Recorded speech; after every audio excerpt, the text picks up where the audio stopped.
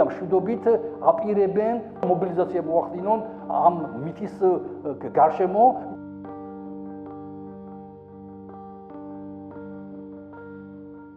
ქართულსება არის ოპორტუნისტული ორგანიზაცია. ის არ არის პოლიტიკური ორგანიზაცია, მას არ აქვს გარკვეული იდეოლოგია, არც მემარცხენე, არც მემარჯვენე, არც ლიბერალური. მისი თავი ამოჩანა ძალაუფლების შენარჩუნება. შესაბამისად, დღეს შეიძლება დაარქვას ღამე და ღამეს დღე თუ მას ეს სჭირდება. გუშინ შეიძლება აბსოლუტურ საპირისპიროს ამბობდა. ანუ დღეს მსოფლიოში არის ომის კონტექსტი. ნამდვილად ესეა. მან ომზე ლაპარაკი დაიწყო, მას შემდეგაც რუსეთი შეიჭრა უკრაინაში. მაგრამ ომზე ლაპარაკობდა. როგორც კი რუსეთი შეიჭრა უკრაინაში, მაშინვე, რა კარგი მომენტი ჩაგვივარდა ხელში. მოდი ვილაპარაკოთ ომზე. ისე რომ არავით არ ისტორია ომზე, რომ რუსეთმა ეს გაიარა საქართველოში. ჩვენ გქონდა ის ომი, როცა ჩვენ გვაშინებდნენ. მარსე კი არა პუტინი და ომის კი არ არის, რა ქვია, ღმერთი. მას ომით რაღაცის მიღწევა უნდა. საქართველოში მან ომით უნდა უკვე მიაღწია იმას, რომ საქართველოს ხელისუფლება უთმობს და უთმობს ყველაფერს, რაც რუსეთს ჭირდება საქართველოს ტერიტორიიდან. უხეშად თქვა, რუსეთი კბეშს იმდენს, რამდენსაც გადაყლაპავს. მას ჭირდება იმდენი უკრაინა, რამდენ უკრაინასაც აითვისებს. მას ჭირდება იმდენი საქართველო, რამდენ საქართველოსაც აითვისებს.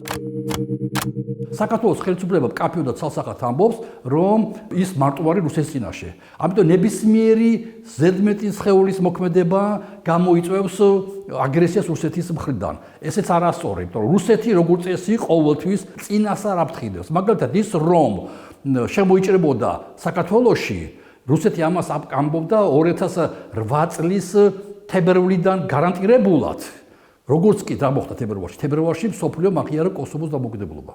და რუსეთმა თქვა, თურმე შეიძლება კოსოვოს აღიარება, მაშინ ახლა დამელოდეთ მე და ნახეთ რას გავაკეთებ. ექსპერტებმა ვინც ამ საქმეს უკიდდებოდით, ჩვენ ხედავდით აი ამ რუსული თუ შეიძლება ასე ითქვას, ფლოქვების თუ შეიძლება ასე ითქვას კეპნას, ანუ აშკარად ჩანდა, რომ ის აპირებდა რაღაც არაორდინალური ნაბიჯის გადადგმას. ასევე უკრაინაში რუსეთმა რამოდენიმეჯერ მოახდინა მობილიზაცია უკრაინის გარშემო. მოიყვანა ჯარები, გაიყვანა ჯარები. რასთავარია ამერიკის შეერთებული შტატების დაზვარვა მუდმივად ლაპარაკობდა.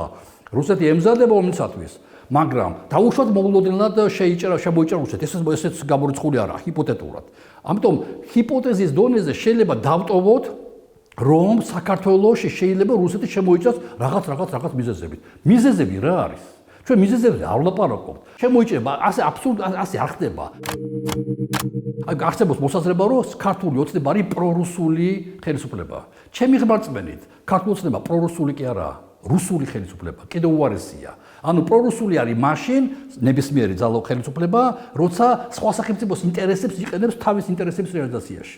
რუსული პოლიტიკა ჩვენ შემთხვევაში არის ის, რომ ჩვენ ინტერესების წინააღმდეგ მოქმედებთ და პირდაპირ ვახორციელებთ რუსულ პოლიტიკას. ერთადერთი არგუმენტი პირადად მე, რატომ არის ქართული ოცნება რუსული ხელისუფლება, არის სწორედ თურქეთთან არ მეგობრობა უსაფრთხოებისა და თავდაცვის საკითხებში. თურქეთი არის ნატოს წევრი სახელმწიფო. თურქეთი არის გავლენიანი სახელმწიფო მთელ რეგიონში. თურქეთმა მოახერხა ყოველგვარი პრობლემების გარეშე რუსეთი გაიყვანა საფრანგეთიდან აზერბაიჯანში. აზერბაიჯანს ხელი შეუწყო, რათა მას არ შეშინებოდა რუსეთის და რუსეთს არ განეხორციელებინა აზერბაიჯანის წინააღმდეგ რამე ან სანქციები ეკონომიკურ თუ გინდ, ან რამე სამხედრო რაღაც ზემოქმედება სომხეთის გამო. მეორე მომენტი.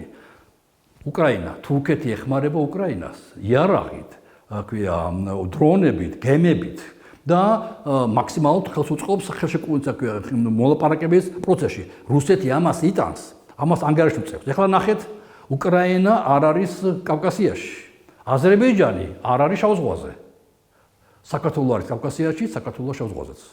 საქართველო არის ძალიან მნიშვნელოვანი მოკავშირე ნატოსთვის და თურქეთისთვის, რათა მან თავისი კოტას ინტერესების რეალიზაცია განახორციელოს და შეავიწროვოს ყველგან სასკის შევიწროვდება რუსეთი. ეს არის ზღაპარი, ეს არის ბოდვა, როცა ამბობენ, რომ რუსეთსა და თურქეთს შორის არსებობს მეგობრობა, არ არსებობს რუსეთსა და თურქეთს შორის მეგობრობა. მათ შორის არის სიტუაციური თანამშრომლობა. სადაც აწყობთ თანამშრომლობენ, სადაც არ აწყობთ არ თანამშრომლობენ. შეიძლება იყოს გეოგრაფიული, შეიძლება იყოს თემატური, მაგალითად უსაფრთხოებაში არ თანამშრომლობენ, მაგრამ ეკონომიკაში თანამშრომლობენ. უამრავი მაგალითი მოყვანა შეიძლება. ანუ საქართველო იტყუება, ქართული ოცნება იტყუება როცა მარტო არის პირისპირად დარჩენილი რუსეთის წინაშე, როცა ჩვენ გვერდში ყავს ასეთი უნიკალური მეზობელი სტრატეგიული სახელმწიფო, რომელმაც შეუძლია თავის თავზე აიღოს ყველა მთელი ეს ჩვენი უსაფრთხოების და თავდაცვის ზომები, მაგრამ დღეს ჩვენ ვართ მოწყვლადი სახელმწიფო.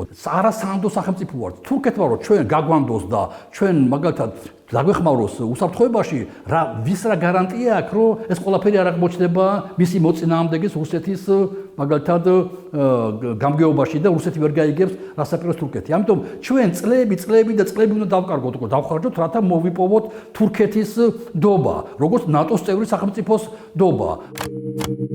შეგნებული მავნებლობა ანტისახელმწიფოებრივი, როცა ყურით მოთრეული თემა, ომი და მშვიდობით აპირებენ მოადუნონ ყურადღება საქართველოში და მობილიზაცია მოახდინონ ამ მითის გარშემო, იმიტომ რომ ჩვენ გვაქვს ყველა შანსი იმისა, რომ რუსეთმა ვერც კი გაბედოს საქართველოს მიმართ კონდეს რაღაც გარკვეული ხედვები, თუ გით უსაფუძვლო. ამიტომ გვაქვს უამრავი პლუსები და ამაზე რომ ლაპარაკი არ არის, ეს არის ძალიან დიდი სისუსტე, როგორც ოპოზიციის საზოგადოების, რომ ჩვენ არ შეგვწევს აი მითებსა და ზღაპრებს წინ დაუყენოთ უამრავი ფაქტები და არგუმენტები, რითაც უნდა გავანეიტრალოთ ეს სამარცხვინო ანტისახელმწიფოებრივი ანტიკონსტიტუციური პოლიტიკა.